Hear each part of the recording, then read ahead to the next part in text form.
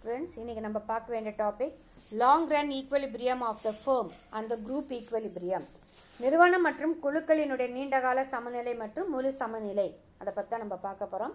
இந்த short run a firm under the monopolistic competition may earn supernormal profit in profit or in occur அப்படின்னு சொல்லி குறுகிய காலத்தில் முற்றுரிமை போட்டியில் அதிகமான லாபமும் கிடைக்கலாம் அல்லது நஷ்டமும் ஏற்படலாம் அப்படின்னு சொல்லலாம்.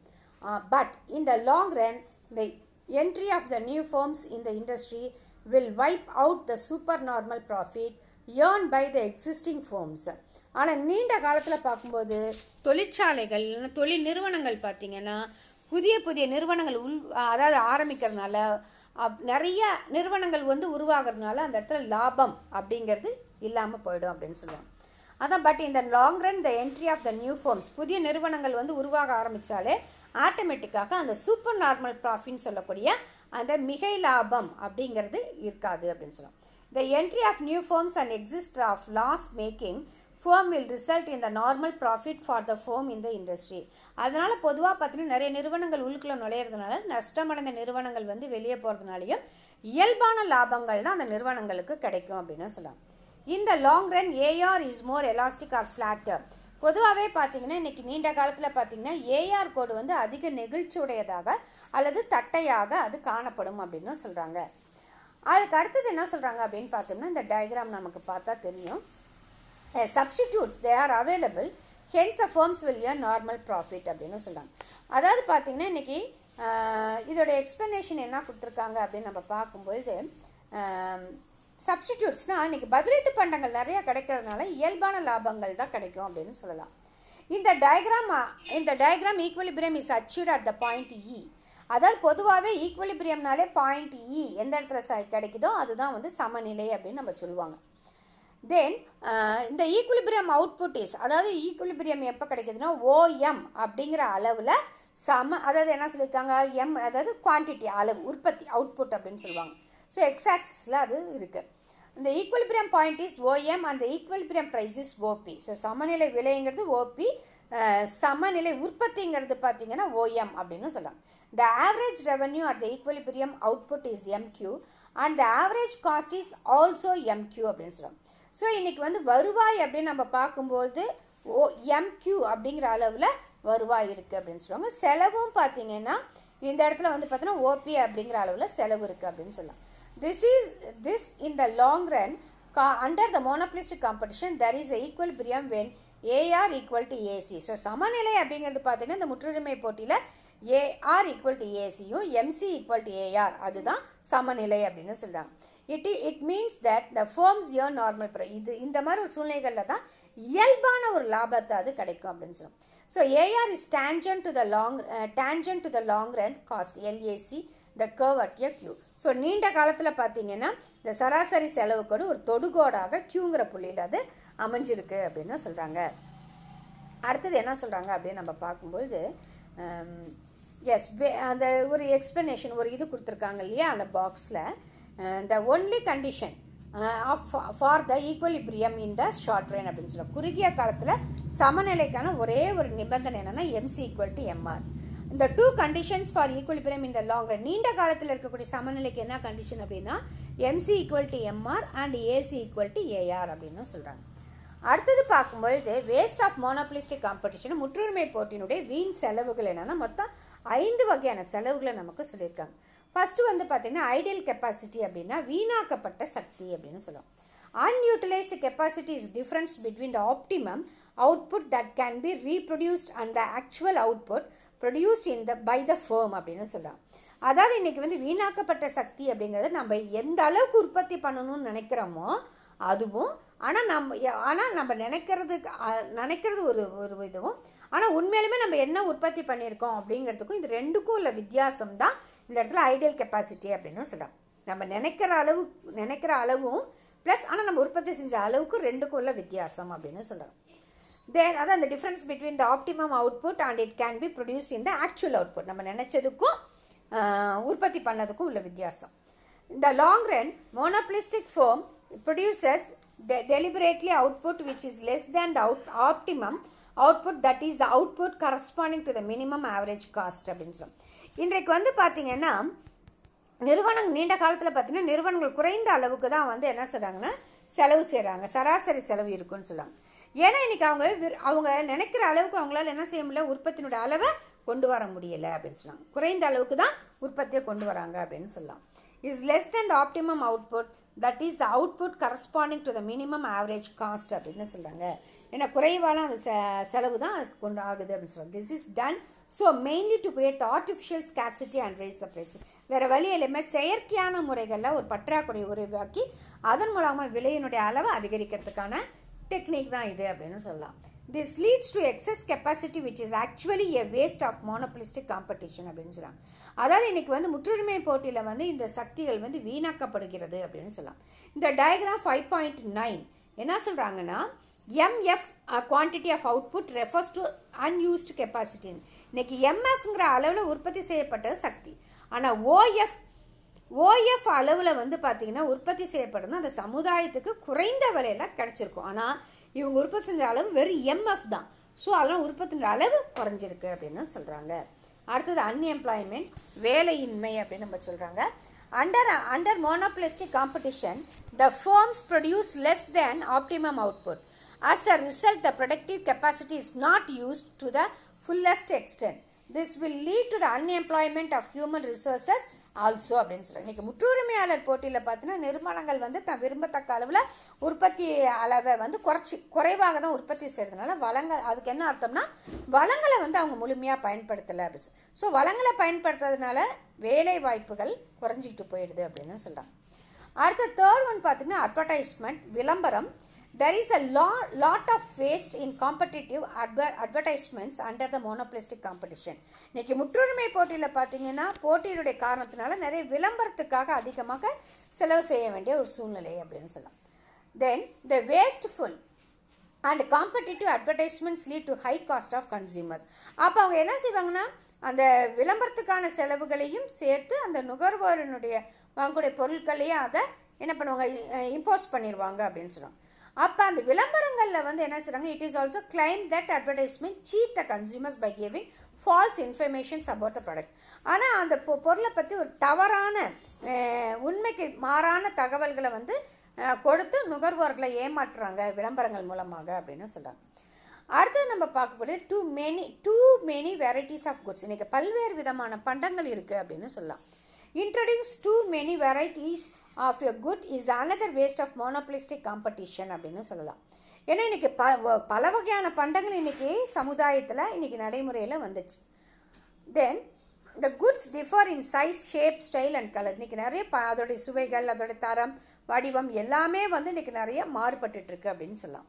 A reasonable number of varieties would be sufficient.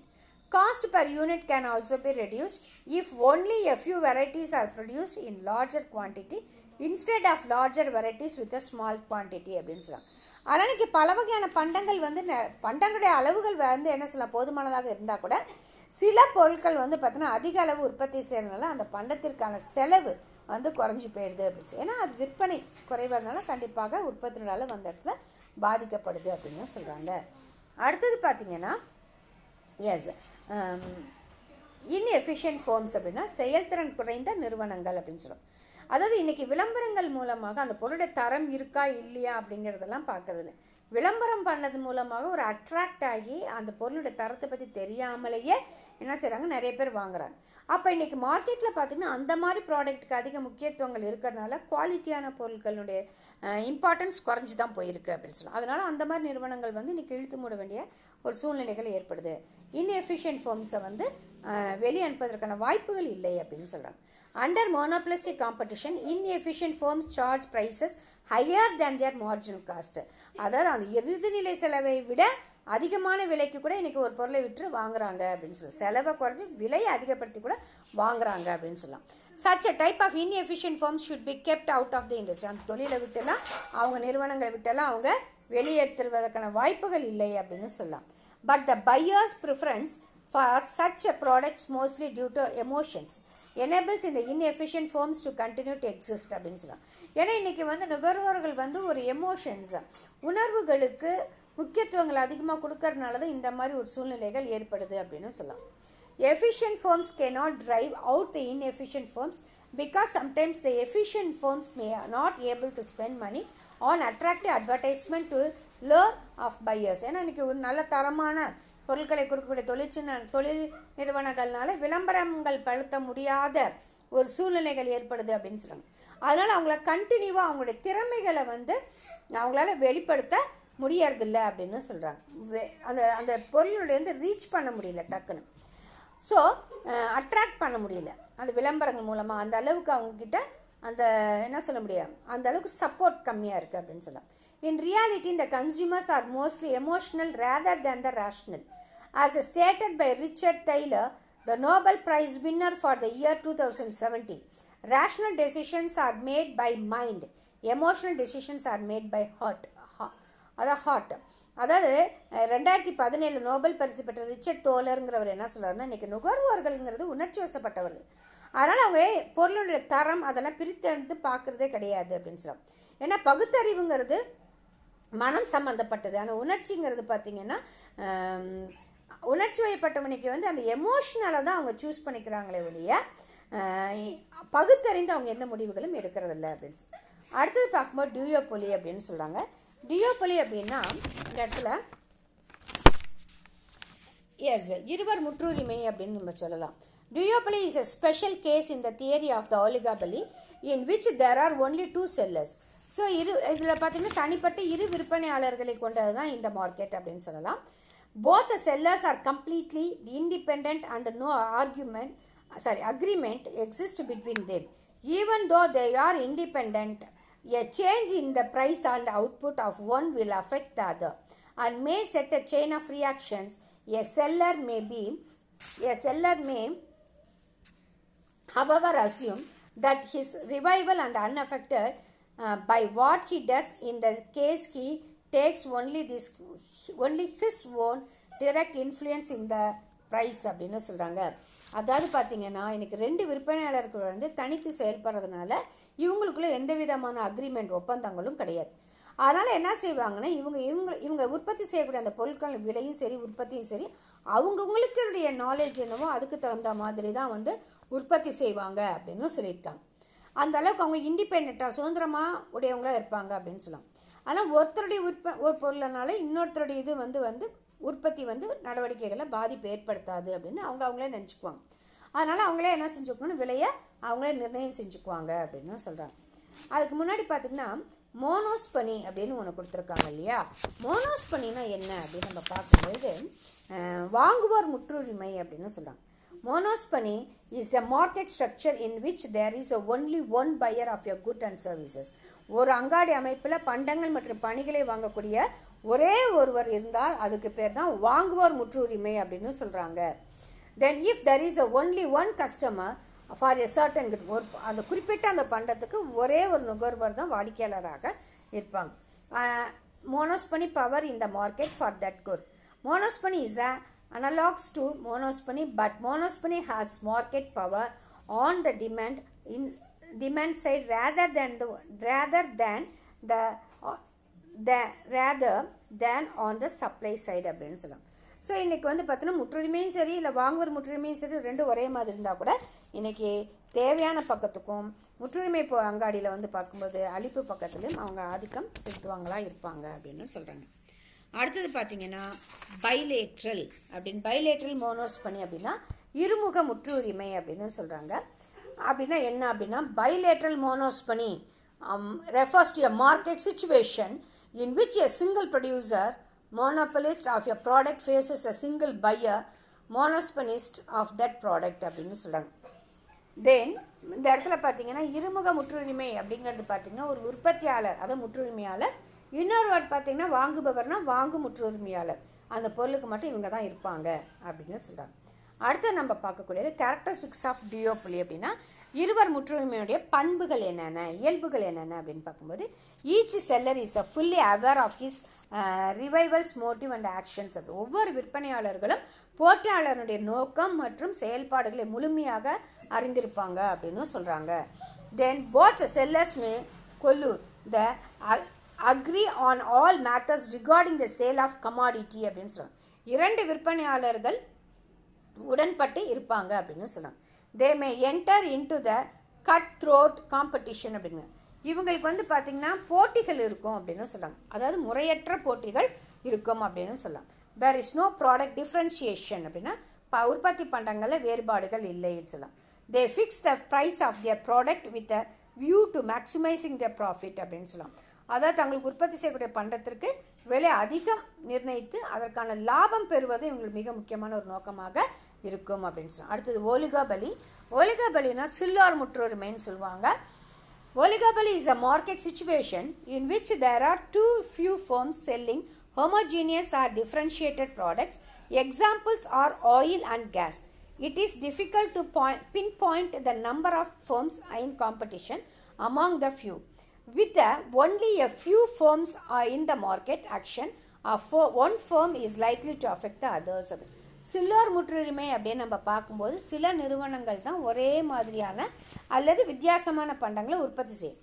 உதாரணமாக நம்ம பார்க்கும்போது எக்ஸாம்பிள் வந்து எண்ணெய் மற்றும் பார்த்திங்கன்னா வாயு சம்மந்தப்பட்ட கேஸ் ப்ரொடக்ஷன் அப்படின்னு சொல்லுவோம். இன்றைக்கி சில்லோர் முற்றுரிமையில் பார்த்திங்கன்னா போட்டி நிறுவனங்கள் எத்தனை அப்படிங்கிறத நம்மளால் மென்ஷன் பண்ணவே முடியாது அப்படின்னு சொல்லலாம். ஏன்னா இன்றைக்கி அந்த நிறுவனங்களுடைய நடவடிக்கைகள் பார்த்திங்கன்னா கண்டிப்பாக பாதிப்பை தான் ஏற்படுத்தும், மற்றவங்க இதை பாதிப்பை ஏற்படுத்தும் அப்படின்னு சொல்கிறாங்க. ஸோ அடுத்து நம்ம பார்க்கும்போது ஆலிகோபலி மார்க்கெட் சிஸ்டம் இண்டிபெண்டன்ட் சப்ளையர்ஸ் சுதந்திரமான ஒரு அமைப்பு தான் இது அப்படின்னு சொல்கிறாங்க. Control the supply and demand தேவையும் அளிப்பும் அந்த சுதந்திரமான முறையில் தான் இவங்க கட்டுப்படுத்துவாங்கன்னு சொல்லுவோம். Example airlines, automatic, banking companies அப்படின்னு சொல்லலாம் எக்ஸாம்பிள்.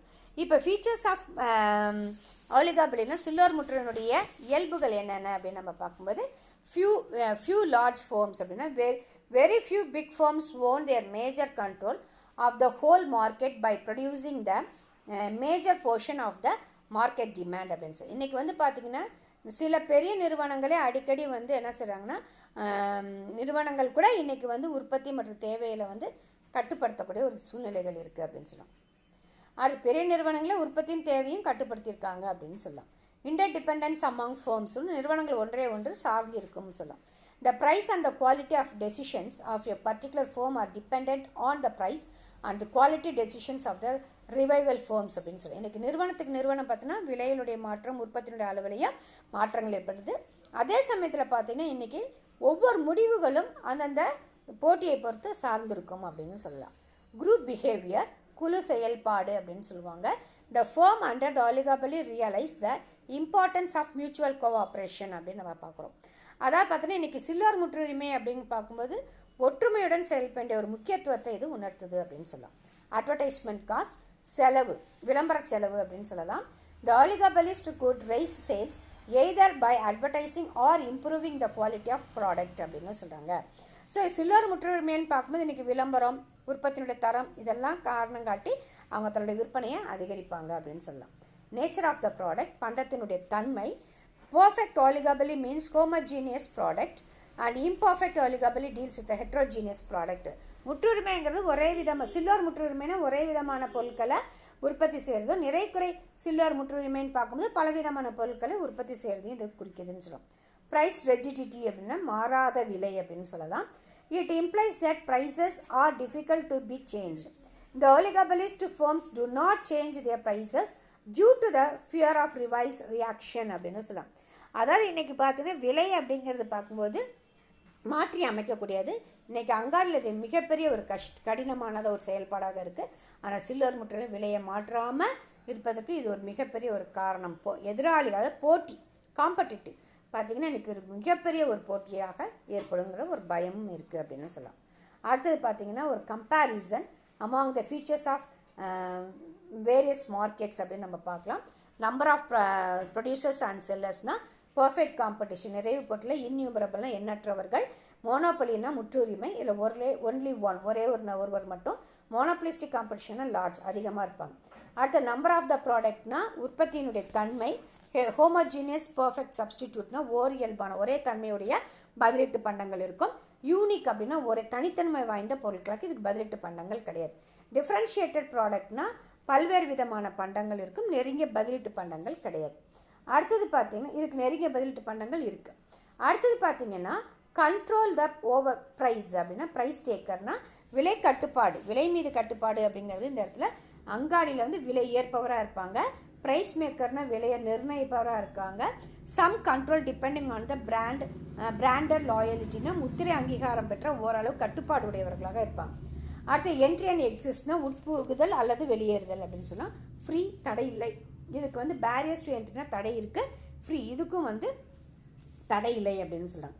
ப்ராஃபிட்னா லாபம்.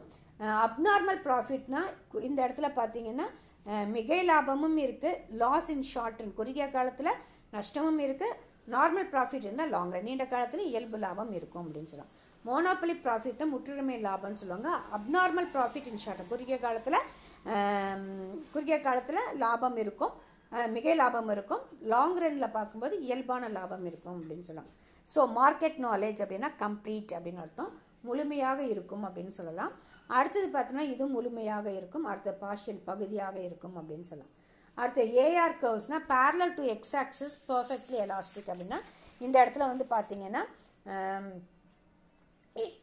ஏஆர் கர்வ்ஸ் அங்காடி பற்றி நம்ம இன்னும் கொஞ்சம் தெரிஞ்சுக்கணும். ஏஆர் கோடு எப்படி இருக்கும் அப்படின்னு அதுக்கு முன்னாடி பார்த்தீங்கன்னா மார்க்கெட் நாலேஜ் அதான் கம்ப்ளீட் முழுவதும் பகுதியாக இருக்கும்னு சொல்லலாம். அடுத்து 7th ஒன் பார்த்தீங்கன்னா ஏஆர் கர்வ்ஸ் அப்படின்னா கிடைக்கோடு அப்படின்னு சொல்லுவாங்க. எக்ஸ் அச்சுக்கு இணையாக இருக்கும், அதை வந்து parallel to the X axis perfectly elastic. Fairly flat more எலாஸ்டிக்னா கீழ் நோக்கி இருக்கும், நெகிழ்ச்சி குறைவாக இருக்கும். ஸ்டீப்னா கீழ் நோக்கி இருக்கும், அதிக நெகிழ்ச்சி உடையதாக இருக்கும் அப்படின்னு சொல்லலாம். குவான்டிட்டினா தரம், இல்லைன்னா விற்பனையுடைய அளவு அப்படின்னு சொல்லலாம், அதிகமாக இருக்கும். Less compared to perfect compared நிறைவு போட்டு ஒப்பிடும்போது இது குறைவாக இருக்கும். சப்ஸ்டான்ஷியல்னா ஓரளவுக்கு கணிசமான அளவுக்கு இருக்கும் அப்படின்னு சொல்லலாம். அடுத்து ப்ரைஸ்னா விலை. யூனிஃபார்ம் அண்ட் லோ ஒரே மாதிரி இருக்கும், குறைவாகவும் இருக்கும். ஹைனா அதிகமாக இருக்கும், மாடரேட் அண்ட் வேரிட் அப்படின்னு மிதமான மற்றும் மாறுபட்ட விலைகள் அப்படின்னு சொல்லலாம். அடுத்த மார்க்கெட் பவர் அப்படின்னா அங்காடி சக்தி, நில் அப்படின்னா இல்லைன்னு அர்த்தம், அப்சல்யூட்னா கண்டிப்பாக அதிகமாக இருக்கும், லிமிட்டட்னா குறைந்த அளவுக்கு இருக்கும் அப்படின்னு சொல்லலாம். ஓகே ஸ்டூடெண்ட்ஸ், இதோட நமக்கு இந்த லெசன் முடியுது. அடுத்த லெசன்லேருந்து நம்ம சந்திக்கலாம். தேங்க்யூ.